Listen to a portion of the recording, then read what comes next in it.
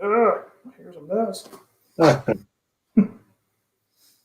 All right. Good afternoon. Good Friday afternoon. I've got the man with the plan beside me, Janek. How's it going, Janek? Oh, I don't make the plan. I just follow it. So I don't know about you, but I'm pretty excited because we're coming out.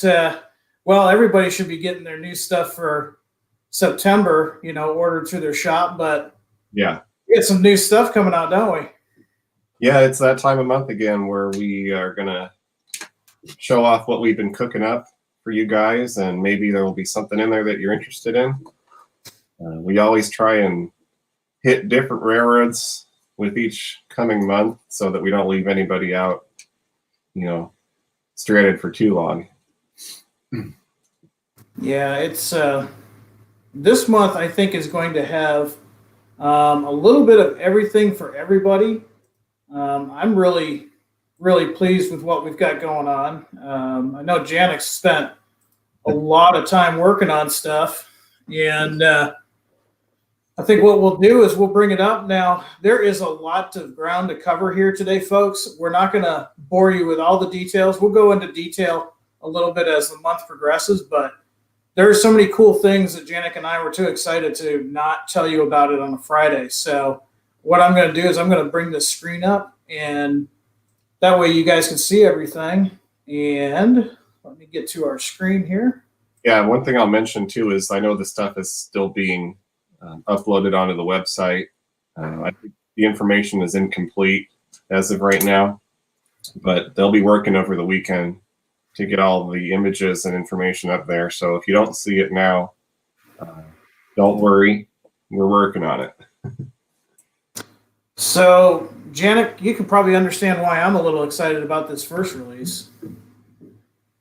Oh, well, I know you're into that Northeastern stuff.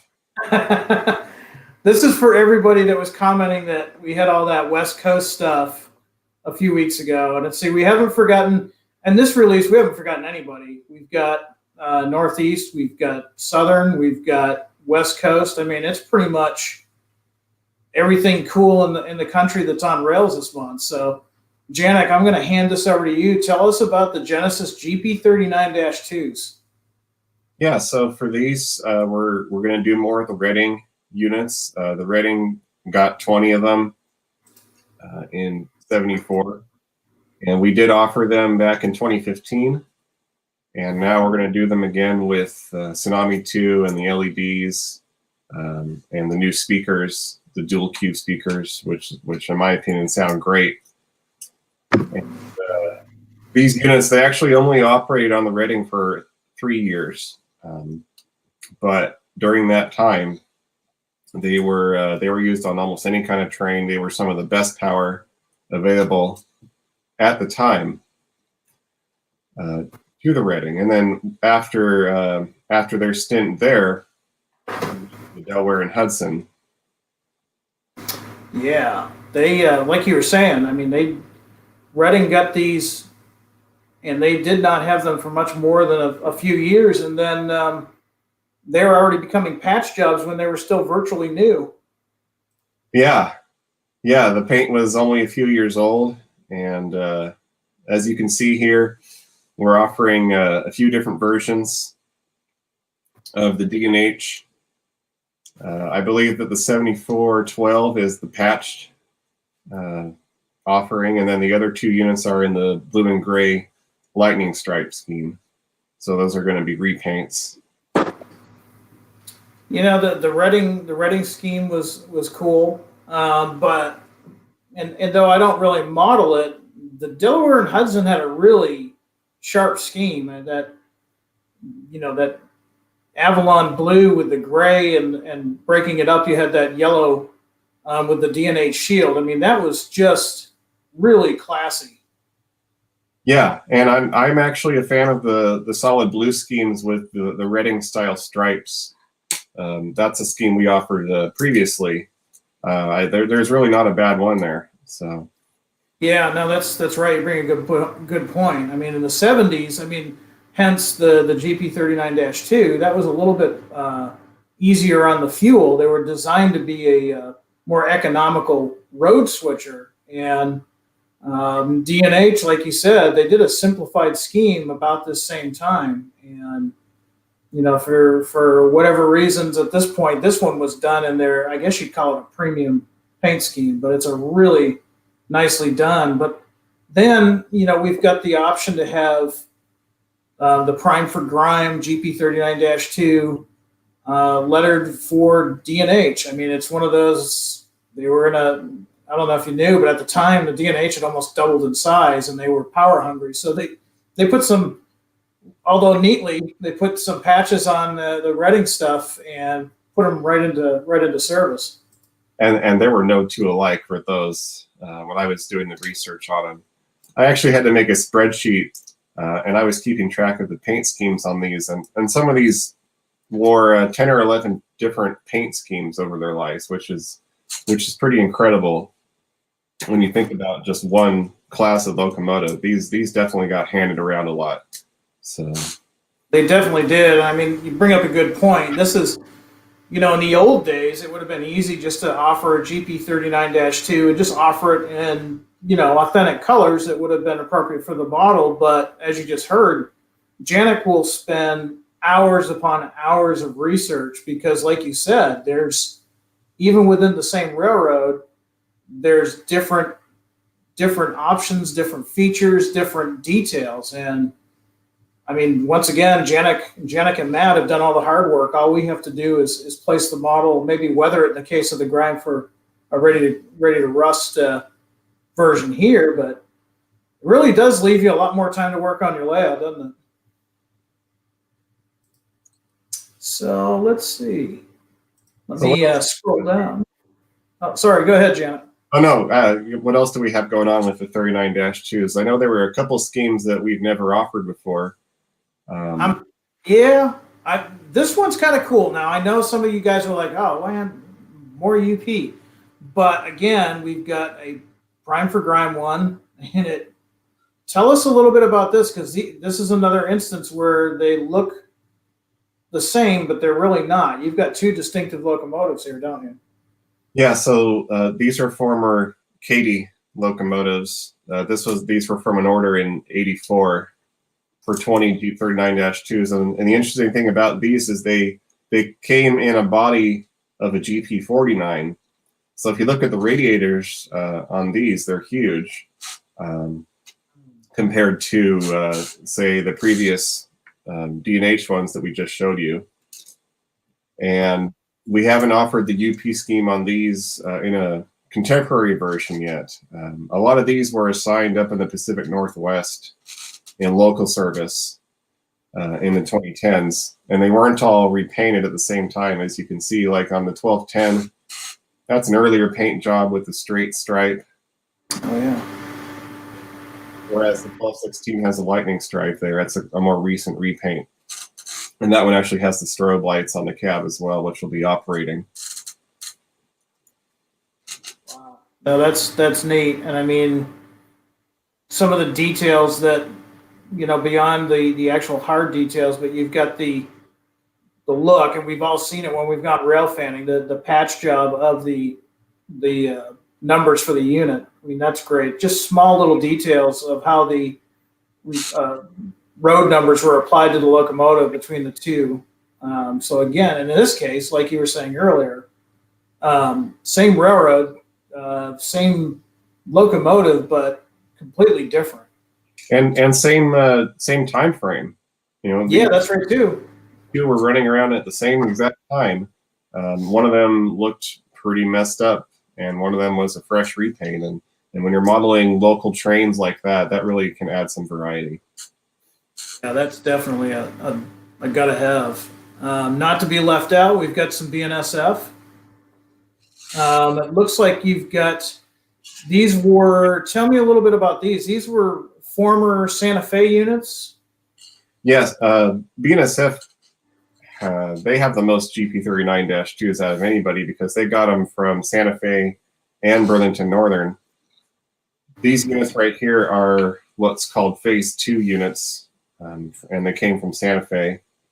The Phase 2 meaning that the whole body style was basically revised, and everything was moved back 3 feet from the cab. So you see that blank space behind the cab. That's a phase 2 feature, phase 2 and beyond, I should say. And we decided to go with some prime for grime on these as well. A lot of them did not get repainted quickly. They lasted 15, 20 years, still wearing the Santa Fe paint. And we got a couple different looks there. But I also wanted to show you guys on the 2867 there, which we didn't have space to show it, but I did want to show you guys a photo of the real one so you can see that we are also doing a full repaint unit. Let's see. If you don't mind, Jim, I'm gonna show. Yeah, go for it. Yeah. You know me, I like early Bnsf stuff. Oh wow. I found this Isn't I found this picture on the West Texas Rail Fanning Facebook page, and a lot of cool stuff here, but I want to focus on the 2867 there. That is a repainted GP39-2 former Santa Fe. It's in the full Heritage 3 scheme with the newer logo. And so we're offering that unit in that paint scheme in this run as well. So again, you could have your patched Santa Fe unit running around with your freshly repainted Bnsf unit, and that would be totally correct. Very cool. Yeah, and the thing that I like about what you did with this guy here, I mean, we're talking, mid 2000s, and at least out here in Illinois, we were seeing a lot like this. And BNSF has redone their numbering system at least twice that I know of. So you've shown that here. You've got the actual different shades of Santa Fe yellow with the new numbers on it. They just left the other stuff to be nicely faded. You've got a door that's been freshly painted. I mean, this is great because in the past, I mean, as modelers, we had to do all this ourselves and mix the paint and everything else. So, I mean, this is really exciting. It's kind of hard to see here too, but if you look up close on the front, you can see that the 2864 has a green plow, which is off of a repainted Bnsf unit. Yep. That is and accurate. It looks like it's got a green tank too, fuel tank. It's actually a faded black tank. I know it shows up. Oh, okay. Yeah, it just doesn't show well on the computer. It's off black. And then the air conditioner, it's another green Bnsf air conditioner there. So this thing is really a hodgepodge of stuff. Very cool. That's definitely how it looked for most of its life on the Bnsf. So. Yeah, that's a perfect example, like you said, and I mean, I'm sure where you're at, you see this. I know where we're out here in Illinois, which is another big state for BNSF. We see a lot of this throughout the system. So really cool. A lot of these that I've seen were used as either locals or some type of larger industrial switcher type operation, but very cool. Let's see. Well, we didn't leave CSX out either. We've got some great offerings here too. Yeah, CSX, that's a new one for the GP39-2. And we were kind of having an internal discussion about what version are we going to do, because there's a lot of different CSX timeframes. We narrowed it down to 2. So basically what you've got here, you've got the what's known as the YN2 scheme with the yellow, blue, and gray separation. And then we're also offering a couple of patched X-Redding units. Well, they're all X-Redding, I should say. But some of them never got repainted from the Redding green, and they went all the way up into CSX, still wearing basically their original paint. Wow. The early CSX guys, these are going to be really cool to have, because these are all 1990s era locomotives, and they were all running around at the same time, along with all the other stuff. Yeah, I mean, that's a good time frame. We've gotten requests for that era, actually from both CSX and Norfolk Southern as well. So this is another great fit. I mean, the CSX YN2 was always a popular paint scheme, and then adding the variety of the two former Reading units, you got yourself a really cool setup. Yeah, definitely. I mean, those two right there, they're completely different as far as the artwork on them. So, once again, I mean, when was you said earlier, but for those who are just joining us, when did we offer the 39-2 in Genesis before? We offered Reading in 2015, I know, and we've offered D&H a few times before that. I think the last time these came out was around 2017. Okay. 2018. That time. Yeah. Really cool. So, as far as Genesis, we've got the GP39-2s, which is a great fit because that fits multiple, pretty much from the 70s on up to current time. We've also got some really cool freight cars for you guys. I know with this project here, you spent a lot of research. Some of the pictures that you had shown me and stuff, which we'll hopefully either bring up today or in a future broadcast. But let me go ahead and bring these up so you guys can see them. While I'm doing that, tell us about the Bnsf boxcars, Janek. Okay, you got something to put up on the screen, or you just want me to talk about it? I'll let you lead in, and I'll grab my. I apologize, my computer is running kind of slow today, so no worries. Here we go. Okay, cool. We got a couple different body styles for the PCNF box car. This has been sort of a staple Genesis car for a while. It's a nice car, and it's a common car, especially this ridge side version here with the 10'6" plug door. We got several different logos here, both that we've done before, and I think some new versions as well, like that Helm leasing down there. I know that's a new one. And we've got, Oops, sorry, go ahead. The Golden West service is always one of my favorites. I remember seeing those a lot when I was growing up. Yeah, once again, I mean, you've got a prototype that fits a lot of eras. You've got 1990s Burlington Northern, early Conrail, later Conrail.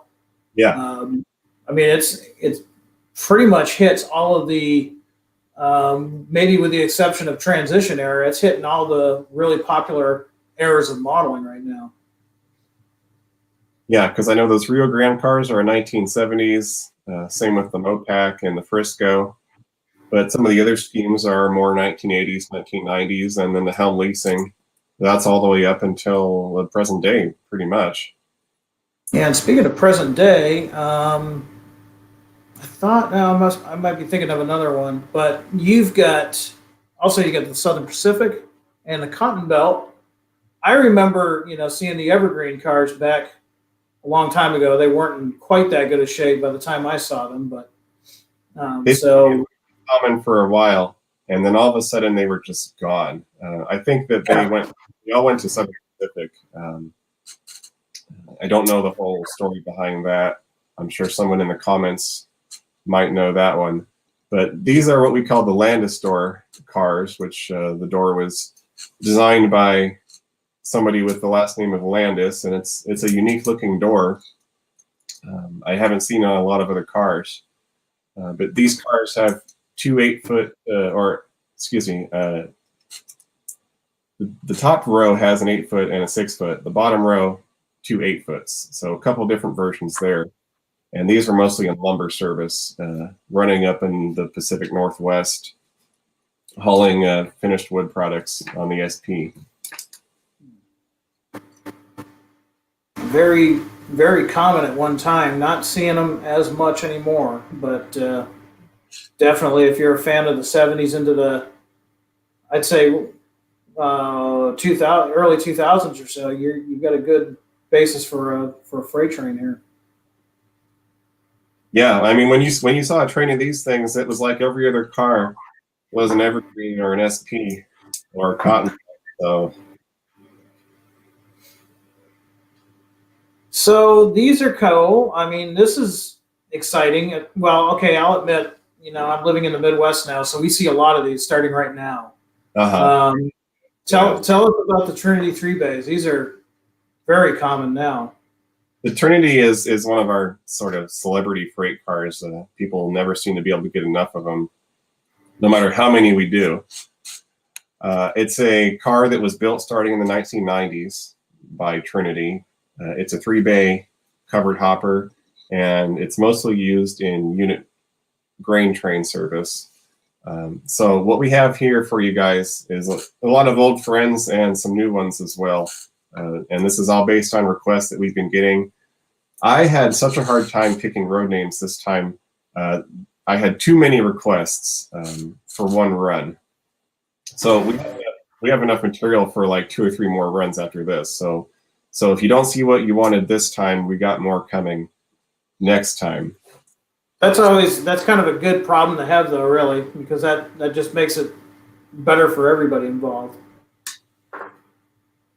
So in this release here, we've got the mid-90s CSX version. I remember these were still somewhat common in the late 90s when I came to Illinois.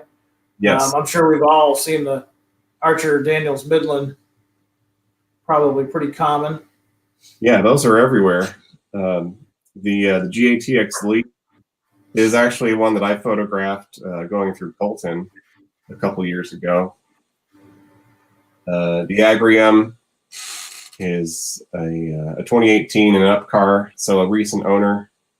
And the Cargill, we have a couple versions of the Cargill, and those are super common. And of course, CP Rail, we see a little bit of those. How about you, Janet? Do you guys see them out there at all? Not so much the hoppers. I see a lot of the box cars. The hoppers I know are really common if you head up towards Minneapolis and anywhere running up and down through Canada, because those are definitely interchange service.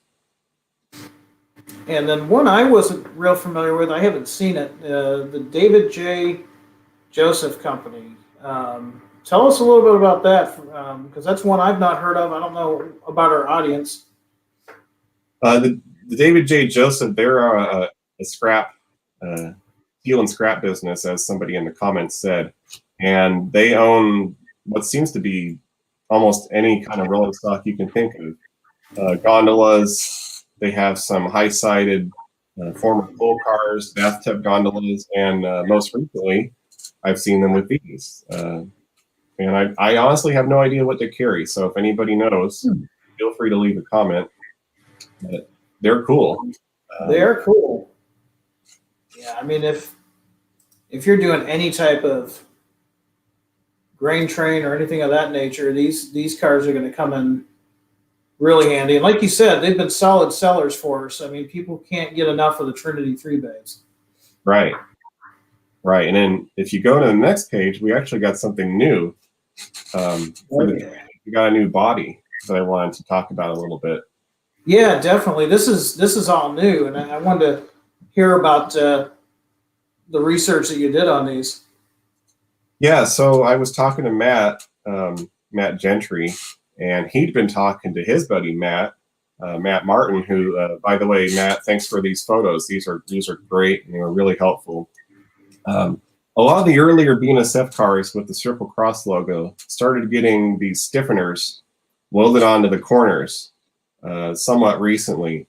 Now, I don't know why they were getting them. Presumably, there was some sort of a structural weakness that they were trying to correct, or maybe they were trying to increase the weight capacity of the car. Somebody in the comments might need to fill me in on that one. But the fact of the matter is, they got these stiffener brackets welded on the ends there. If you zoom in on that photo, you can see them. And we got a new body style that is replicated now. So we're offering a total of 8 road numbers that look like this. Yeah, you can kind of see the modification they did, and of course you've captured it with this here. You can just see it in the artwork. And so like you were saying, this is totally new. This is brand new. Yes. Never been offered before. And then we got, of course, to go with those in your unit grain train, we got more of the wedge cars in the more recent scheme as well. I did want to point out to someone in the comments, it's really relevant, Rick Simpson, 154, talking about retooling these cars for a better fit of the end cages and the ladders and such. Well, we did that too, because in making this new body, we decided to basically go and redo the entire thing and make it all fit together a lot better than they used to. So you'll see a big improvement in the fit and finish, especially in the end cages and the ladders and the roof and things like that. Well, they're really impressive cars. I can't wait to see them. And I mean, you know, with the Bnsf fans, I mean, you've got two distinct different cars to use. And you're going to see those pretty much everywhere all over now. I still see the original logo quite a bit out here, you know, in Galesburg and such. So yeah, they're heavily weathered, of course, but yeah.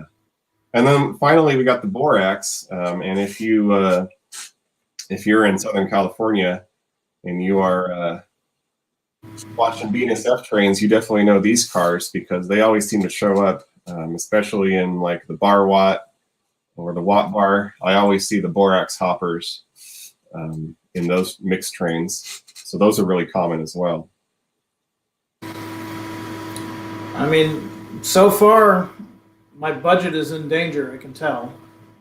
There's a lot of good stuff here. And got some more projects that I know you've been busy working on because you've shared with me some of the background stuff on it. I'll bring these up.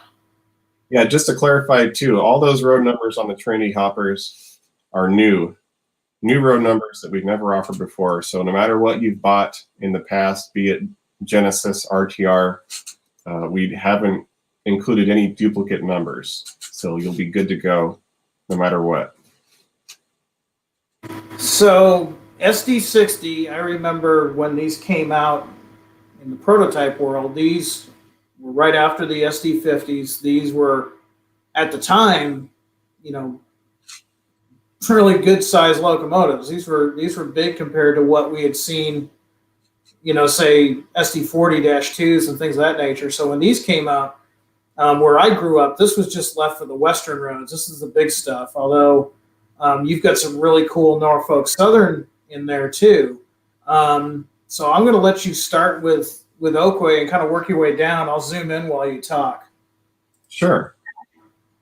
Yeah, so the SD60, it's an RTR level model. It's been with us for a while. And what we're offering this time is we've got a nice mix of new and old road names again. The Oakways are a perennial favorite. If you're modeling 1990s coal trains, you pretty much are going to need the Oakways because they were all over the place there, especially BN trains. And this is the first time with sound too for the SD60. So we got economy sound, we got LEDs, we got the upgraded speakers. So these are going to be nice. You won't have to do much work to these out of the box. They'll be good to go. The Norfolk Southern side include some of the more raggedy looking examples that they rostered. I know that a lot of these were subsequently candidates for rebuild programs. But we got a couple XUP units there, and then we also got the X. I believe it's a Helm leasing, but I could be wrong. Yeah, that's out here. I live not too far from a Norfolk Southern main, and these, I don't remember seeing too many of these, but you'll definitely see Norfolk Southern buy stuff from, say, UP or Helm Leasing, and they'll be marked up just like this. We'll see them in Decatur Yard, and this is kind of neat. We've had a really good response in doing these, haven't we, Janet? This type of patch job. Yeah, absolutely. And I know for a while NS was buying up anything under the sun that they could to use to either fix it up or use in their rebuild programs. So these fit in with that mantra as well. And we can't forget UP, and we also got the demo units. Yeah, UP in the more modern scheme with the baby wings there. That's always been a highly requested one for us. And the EMD demos, of course, those toured all different railroads that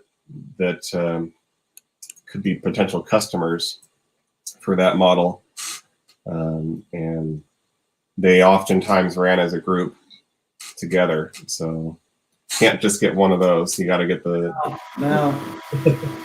Pretty cool scheme, too. I do like that scheme. It kind of reminds me of the Sioux Line hockey sticks as well. Right. Chicago Northwestern, and not only just Chicago Northwestern, but two different schemes, too. Yeah, the Operation Lifesaver, that was a big C&W thing at the time. They put it on cabooses, they put it on G15s, they put it on their new AC 4400s, and they also put it on some other locomotives. And so here's another example of that right here. And then, of course, the Zito yellow is a bit polarizing, and people either love it or hate it. But those were real common in coal service for many years. And those would go great with Oakways on a unit coal train. Yeah, very, very nice. I remember seeing those in northern Illinois just after the UP had purchased them. And yeah, you're right. That Zito green, it's a little, or yellow rather. That's a little different. Yeah, it's it got some negative reactions at the time. I'm sure. And then last but certainly not least, Sioux Line and that catchy, that for what was then a new scheme for Sioux. Yeah, a simplified scheme, arguably, but a really sharp-looking scheme, if you ask me, with the red body and the white Sioux logo there. It's probably my favorite Sioux Line scheme. Yeah, it was. I remember seeing these as well, especially when that scheme was new. I went through my Railfan pictures, and I did find a Sioux Line SD60, or a former Sioux Line. It was on a new owner, but it was the older white and red paint scheme. And if you've seen one of those, you'll see why it was probably a good idea to go to this red. It weathered a little bit better than the former. Yeah, white just doesn't work well for locomotives. I'm sure KCS could tell you all about that in the 1980s. Yeah. So great release in the Ready to Run. And I mean, the thing that amazes me about this month is we really did not forget anybody that's modeling. We've got something really exciting here. Talking 45-foot trailers for flat car or just on the layout, and these are pretty cool. I remember a lot of these. Yeah, for a while the 45-footers, those were the biggest that were allowed on the highways, and railroads had to respond by operating larger flat cars so they could carry a pair of these.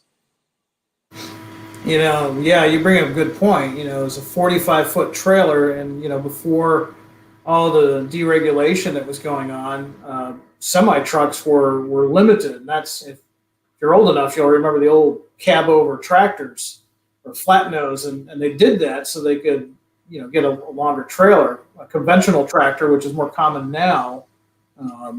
Right, it was all about the overall length of the whole rig. Yeah, exactly. And these were everywhere. The one that I thought was the coolest was the Southern Pacific. I thought and I'm going to zoom in on these logos so you can see them, because there's a lot of cool eye candy here. We'll start with the Rio Grande and the Chicago Northwestern. Yeah, these definitely come from a time when there was more of a push to present this public image of service. And the railroads, they definitely spent time and money on these schemes for their trailers. And I'm sure most of us remember. I know when I first moved to northern Illinois, up by Rochelle, the Falcon service trailers, you'd see them just strings of them on flat cars. Very common.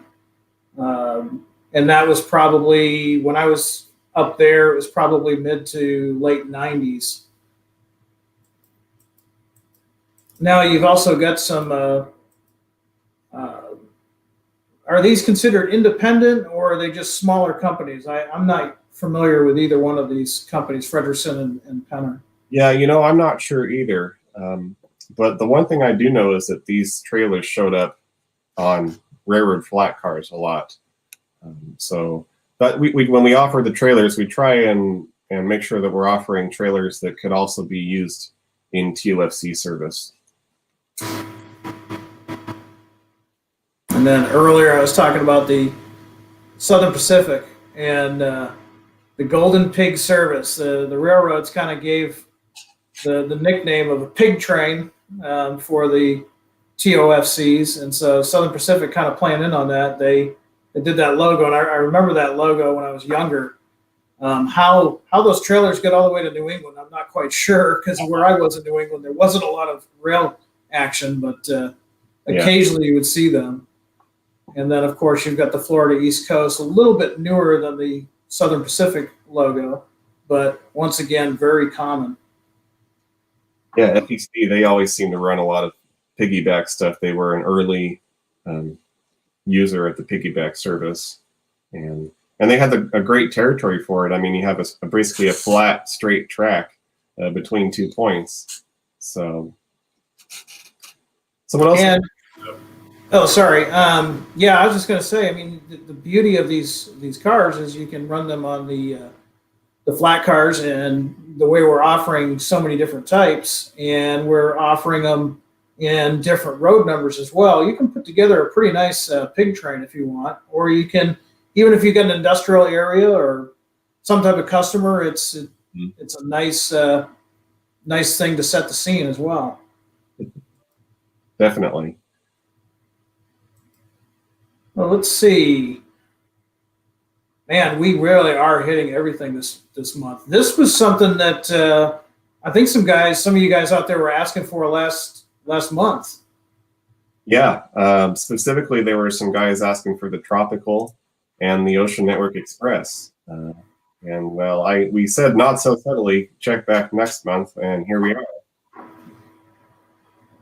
Now, the 20-foot reefer containers, these are a specially built container, specifically mainly used for perishables and such, correct?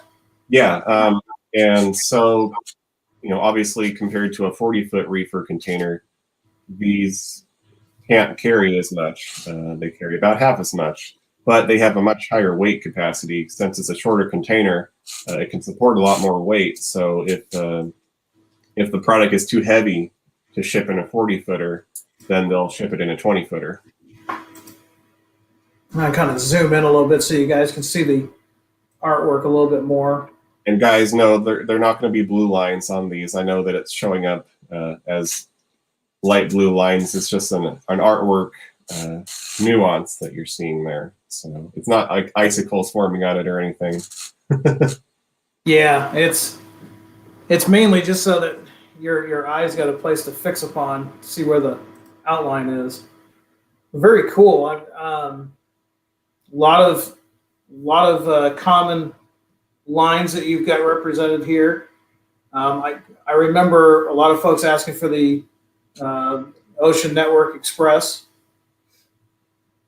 and then we've also, I see a lot of the Hampang Lloyd, I think is how you say it.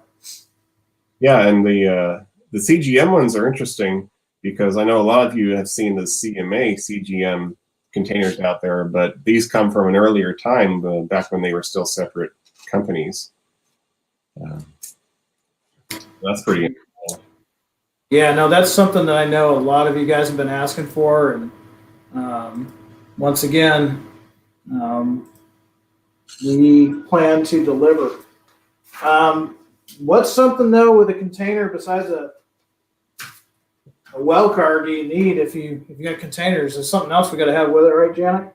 Well, yeah, I know we announced those yard tractors last month too, and so well, we said, well, people are going to want something to pull, why don't we offer the chassis as well?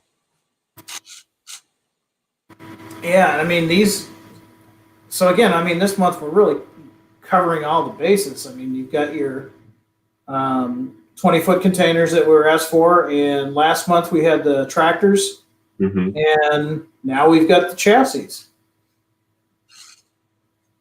Yeah. And the chassis, if I remember right, these are stackable too, aren't they? Yeah, and then the thing I want to say about the chassis is we have 6 different containers, and we have 3 different chassis road names. And what we did we picked road names on the chassis that are common, the ones that you'll see out there, and they don't necessarily always have the same carrier of container on top of it. A Hyundai chassis does not always carry a Hyundai container, for example. And then the Track Leasing and FlexiVan, those are leasing companies, and they could carry anything. So we picked some stuff that makes sense. Basically, we didn't just throw it out there.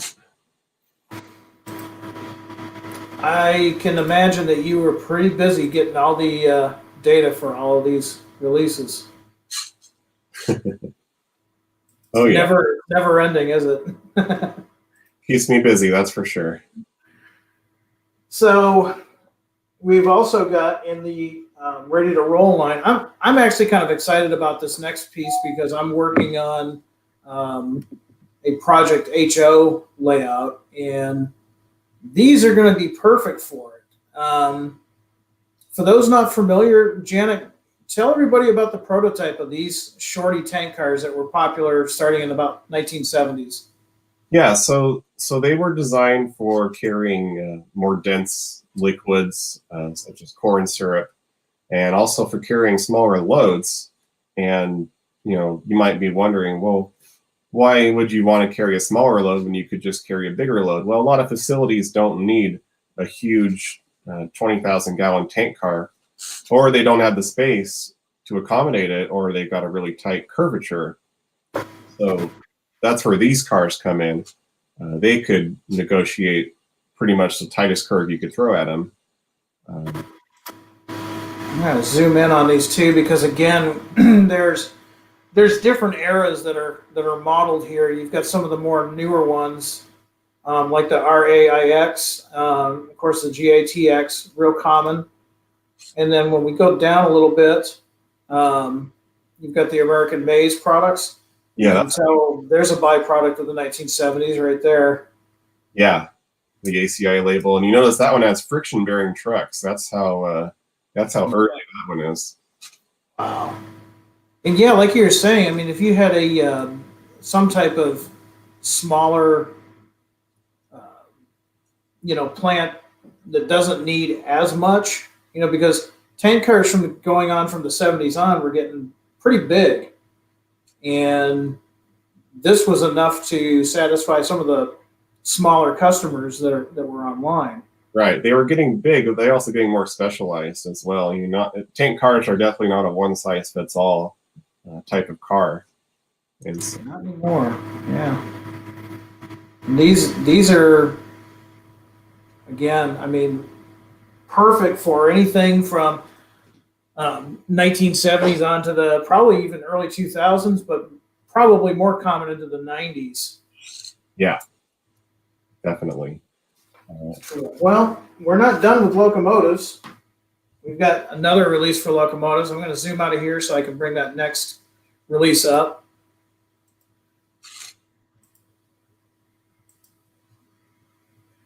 And how about some F7s, A and B units? Yeah, bringing back the old roundhouse F7, but this time it has some new features that I wanted to talk about, or at least we're planning on upgrading this model with some new features. I don't know if you guys know about the last time we made these. They were not DCC ready. They still had the old crew fryer style of cab headlight, and the truck pickup system still wasn't the best. It didn't have wires for electrical pickup. These are all issues that we're going to try to address with the model going forward. We're going to try and make it DCC ready, and we're trying to improve the electrical pickup and give it LED lighting, bring it up to the more current standards. Yeah, I know you've been hard at work on this, and I mean this is one of those locomotives that Atherin's been doing for a number of years, and but it still holds up really well. And of course, we've got really iconic paint schemes on this release. I mean, the two at the top for the West Coast fans are truly iconic. And I mean, I always liked that Southern Pacific Daylight paint scheme. I just thought that was, I mean, it's a given that most people like the Santa Fe War Bonnet scheme, but that Southern Pacific is a really cool paint scheme. I would have loved to have seen that back in the day. Yeah, well, and I like the CP rail with the multi-mark, not the Pac-Man. I learned my lesson the other day. I think that's a really sharp scheme as well. Yeah, I was gonna say, and I mean, at the risk of dating myself, I remember seeing those. So I'll just move on. Southern, see, we didn't forget the guys down south, and another really cool paint scheme. I always enjoyed the Southern Railway. That Southern green really looks nice, and that locomotive wears that really well. Yeah. So like I said, we're hoping to get some upgrades on these units. It hasn't been finalized yet, so stay tuned. We'll have an update for that probably at a later time. So we've got some more tank cars. These are chemical tank cars. Oops. And I'll leave that here, and then I'll kind of start zooming in so you can tell us about them, Janet, because another one, it looks like you and your guys are extremely busy at the research table with these. Yeah, that's true. This is the chemical tank car. This has been in the Atherin line for quite some time. It's still a pretty nice model with separate handrails and the safety railings are on the side. And we got some paint schemes here which span anywhere from, I'd say, 1950s on up. Yeah, definitely a little bit more colorful than what you see with modern tank cars. Yeah, definitely. Like that Procore, I know that was really common up in Canada with the orange stripe there indicating a hazardous load. Car. And we've got pretty much everything, a little bit of everything from around the country. I mean, you've got New Jersey, Zinc, you've got Oklahoma represented by Warren. Gulf was pretty much everywhere. I think pretty much everywhere at that point. And then let's see, we've got three more down here. And I wasn't real familiar with the Staley tank cars. I was with everything except the Staley tank cars. So was that one that was more common out your way, Janet? I don't know where the Staley ones were common actually, but they're a huge chemical company. And we've also done, ironically, we've done the beer can tank cars in that scheme as well. So they have a lot of different kinds of tank cars for handling their different commodities. Oh, very cool, and it's these are great cars again to run if you're doing an operation session and you don't want to risk the Genesis models. These are perfect for that. Or if you're in a modular club, this is a great way to make up a train real easily. That's a good point. The price point of these cars being quite a bit lower than some of the other stuff that we've been talking about. So these kind of got me excited too. I mean, again, I've been in Illinois so long, I might as well just be an Illinois native now. These are really cool for somebody that likes to model any of the big lines from out west. And what these were was because, remember, covered hoppers like we see now that are so common, in the 1950s, they didn't really exist. So a lot of railroads, they were using a 40-foot boxcar, and they were making changes to them so that they could literally load and unload grain like they would a grain hopper. And that's what you've got here. You've represented some of the bigger grain haulers of their time that use this type of boxcar. Yeah, and the railroads, they liked these cars for a while because they could use them as a box car, or they could use them in grain service with the grain doors there. It made loading the cars a lot easier than trying to load them through the big plug door. They would just open the grain door and stick a chute inside the car, and that was a lot easier. So Yeah, a lot easier. I mean, I can't imagine. I've seen pictures in a lot of my CB&Q books of them unloading these from the box cars, and it's a little bit easier now. But again, these are roundhouse, and if you're doing 50s or 60s modeling, and again in a modular club, or you're taking your layout to a show or something of that nature, this is a great way to build up a period authentic train at a very reasonable price. yeah, definitely. And to go with those F7s, you got to have a caboose. I didn't see ditch lights on those F units, so it's got to be caboose era. No ditch lights on the Roundhouse F units. Sorry, guys. So to go with the releases of the F units, we've got our standard cupola caboose, which has also been a mainstay of the Athearn stable for many years, and we've got these now offered for Santa Fe, Southern Pacific, Chicago Northwestern, CP Rail, and of course Southern. And but they're not exactly the same that they've always been. I know, Janek, you've done a little bit of work on these. Well, we decided to pick some versions that maybe weren't so common, but they were still interesting, like the Santa Fe safety caboose.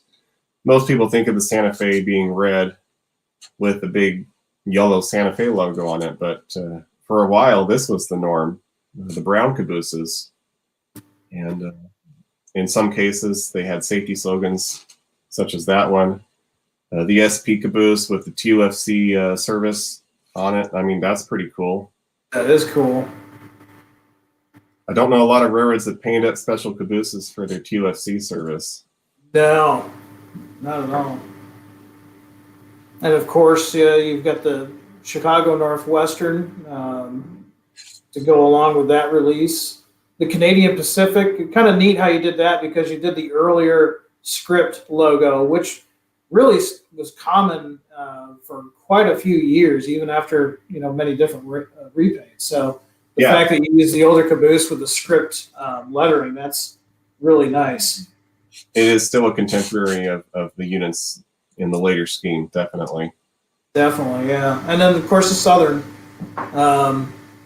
beautiful caboose with their corporate colors. That Southern green is just a very striking color on that caboose, as it is with the F units. So, really this month, I see a couple of themes developing here.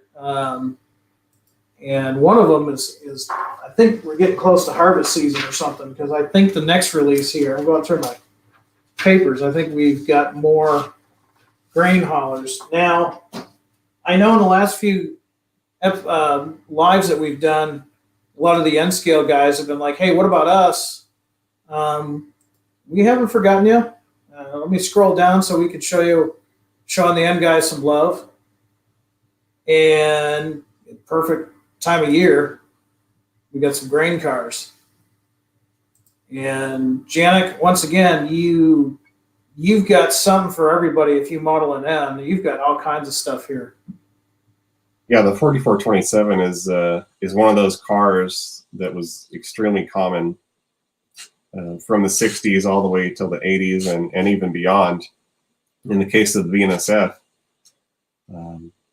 And what we did here is we got a good mix of railroad owners, but like the Continental Grain, though, and the corn products, those are private owners, so they could show up pretty much anywhere. Yeah, I mean, this is perfect for any N scale, N track or T track layout that you may go with. And it still amazes me how much detail that you can put into an N scale car. And these are really nicely done. You've got some really good paint schemes. Like you said earlier, you've got something from this, late 60s and 70s, all the way up to Bnsf. It's kind of hard to fathom sometimes that these cars lasted right up until what we would consider a modern road like that. Yeah, and not only that, like you said, not only are they nicely detailed, but they've got body mounted couplers, they've got metal wheels, and they're weighted to NMRA standards, so they're going to run as well as they look.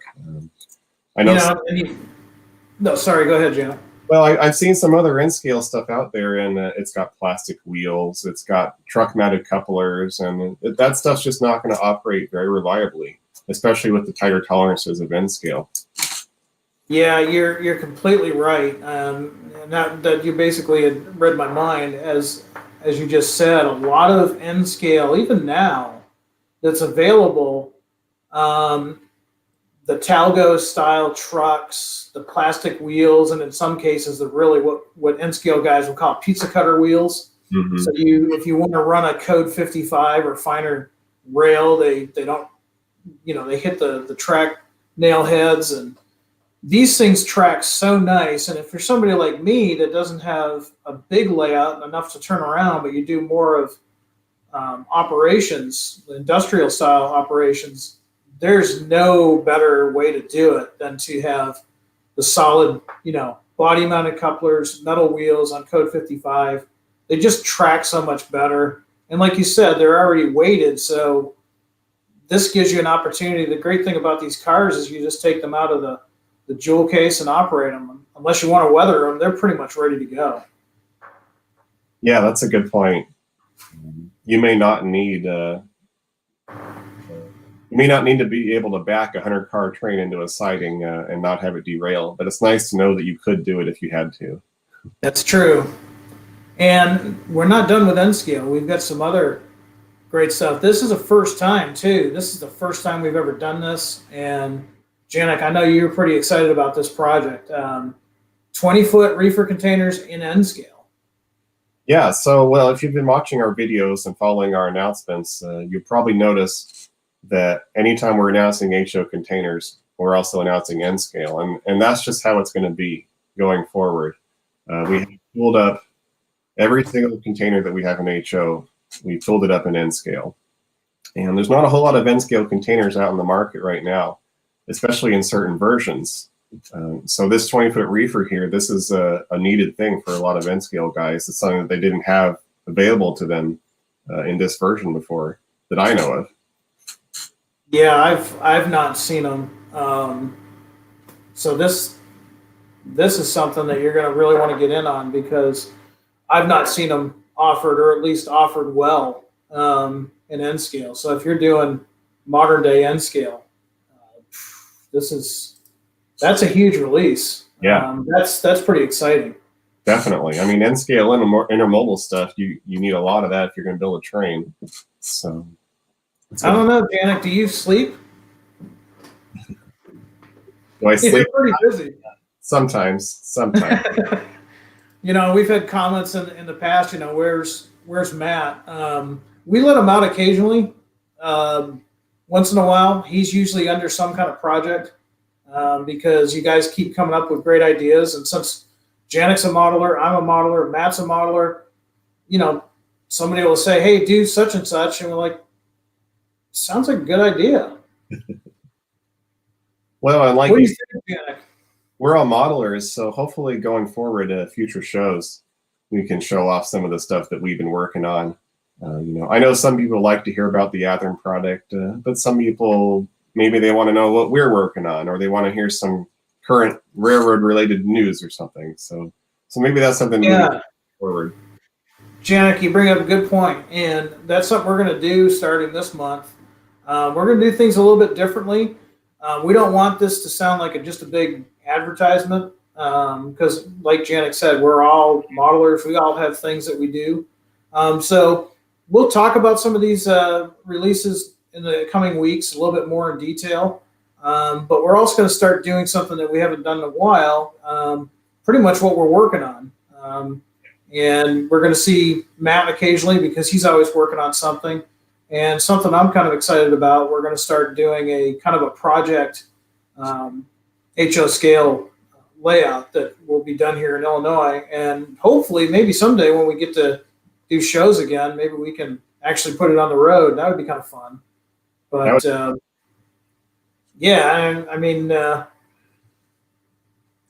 of us rail fan. I know all three of us rail fan, and we like to show our work here and there. So we'll definitely be doing more of that.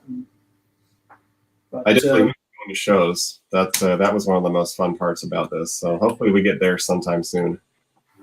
yeah, I agree. I miss doing the shows. I set my calendar every year from the Amherst show in Springfield, Mass, all the way to Train Fest in Milwaukee and everything in between. I really missed all of those shows this past year. And, one of the greatest things that we like about the show is not just seeing all the cool stuff and the cool layouts, but it's talking to you folks out there and, getting to know what you guys are working on because, in a way, you guys inspire us to do better and to offer things that you're looking for. We live in a great, I think Janek would agree, we live in a great time for model railroading. We're seeing things that were just science fiction 10, 20 years ago.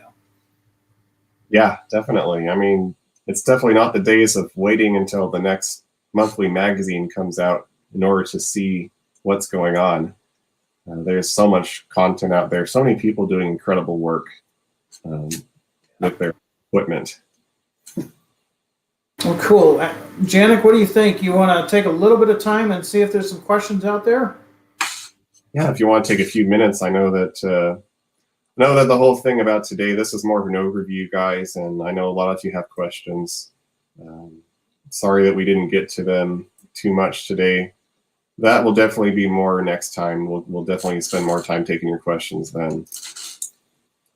Yeah, this was a jam-packed month. The guys, we've been busy, even though we're working from home. Maybe that's why we got more stuff done as we're working from home. But we had a lot of stuff to cover, so definitely. I'm just kind of looking through the comments. Let's see, Michael.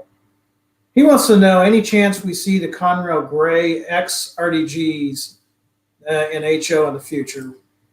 Pretty good question. I think that's a good question. Yeah.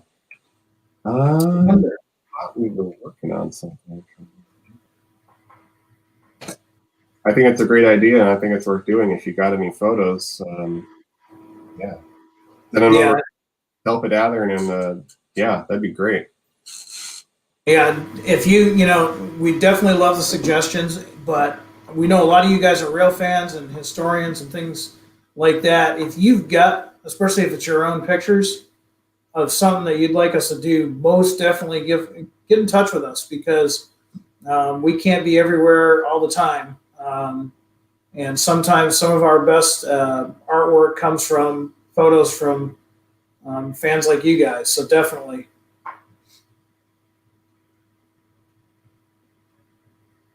So I'm seeing a lot of good suggestions there popping up. I'm seeing some suggestions for things that I'm either working on right now or talked about. Let's see.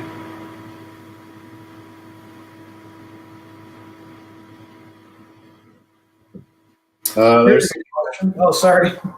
No, Thomas was asking, any pictures of the new Big Boy box art and video of the sound? Not yet. They are just coming in, actually. We're hoping to get some video of that up here pretty soon. Thomas, I can take a picture of the box and put it up on the Facebook page. That's no problem. We'll probably do that next week. Let's see. Yeah, you bring up a good point. I mean, we all watch the Facebook posts and comments, and we can't promise that we'll hit every question, but between the three of us, we really do try to watch and get back to you guys. And so we are watching. I think we got probably time for one more, and I'm trying to find a good one for you, Janet. Sure. Oh, here. Okay, I'm going to show my bias a little bit. So he wants to know any chance of another run of the GP4 in Bnsf repaint H4. So the GP40X it needs a little bit of work. Let's just leave it at that. It's not a sort of ready to go item for us right now. We want to make some improvements to it, bring it up to today's standards, because that old rail power shell was nice for its time. It's not really able to hold a candle to the models that you see today. So I think if you see 40Xs from us again, they're going to be a totally upgraded model. And to do that will take some time. Yeah, good points. I mean, what was, cutting edge 20 years ago doesn't really hold up to our customers, what they're used to now. So in order for us to put the Athearn name on it, we really need to do some work. And but that doesn't mean we've forgotten it. So yeah, definitely. Well, Janek, I don't know about you, but my budget for this month is going to be in danger. I spent all my money last month on those sugar beet cars. I'm going to be making a whole unit train. So. You mean you didn't get a Centennial? No, I actually already have one, so I don't need more than one. But the beet cars got me good. So. Those are cool. Those are definitely cool. And my wife is working right next door, so I won't say what I ordered.